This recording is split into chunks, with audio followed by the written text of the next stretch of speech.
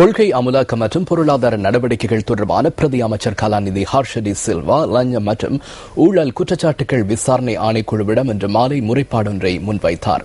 தற்போது நிர்மாணம் பணிகள் முன்னெடுக்கப்பட்டு வரும் கொல்லுப்பிட்டி செனோலங்கா ஹோட்டல் திட்டத்தில் பல மோசடிகள் இடம்பெற்றுள்ளதாக குற்றச்சாட்டுகளை முன்வைத்து அவர் முறைப்பாடொன்றை பதிவு செய்துள்ளார். ஊடகவியலாளர்களுடன் கொல்லுப்பட்டி செனோலங்கா ஹோட்டல் திட்டத்தின் நிர்மாண பணிகளை கண்காணித்த பிரதி அமைச்சர் கலாநிதி ஹர்ஷ டி சில்வா அங்கிருந்த ஊழியர்களுடன் கலந்துரையாடினார்.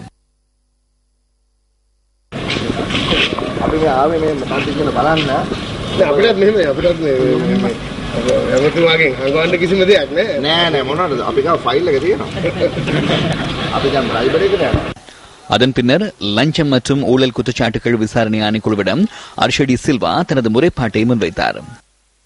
ஸ்ரீராம் செலிங்கோ கம்பெனி கடை வெட்டினකොට මේ කම්පැනියේ මේ වත්කම් මේ ඇසට් එක ඕන්ගෙන් අහිමි වුණා.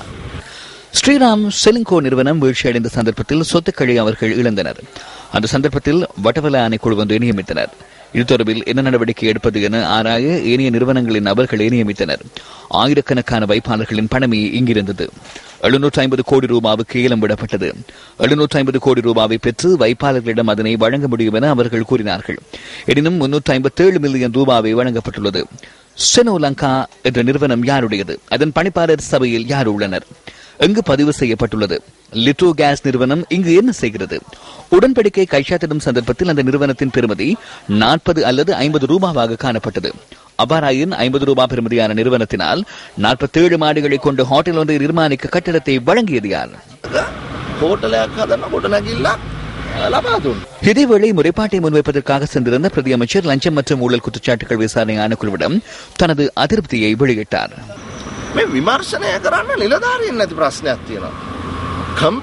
விசாரணைகளை முன்னெடுக்கும் அதிகாரிகளுக்கு பிரச்சனைகள் உள்ளன. கணனிகள் அற்ற பிரச்சனை உள்ளது.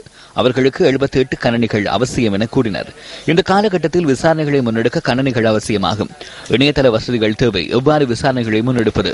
4 உயர் போலீஸ் அதிகாரிகளுக்கான வெற்றிடங்கள் காணப்படுகின்றன. எனினும் ஒருவரே உள்ளார். ஊழலை நிறுத்துவதற்கு, திருடர்களை பிடிப்பதற்கு வளங்களை பெற்றுக் கொடுக்க வேண்டும்.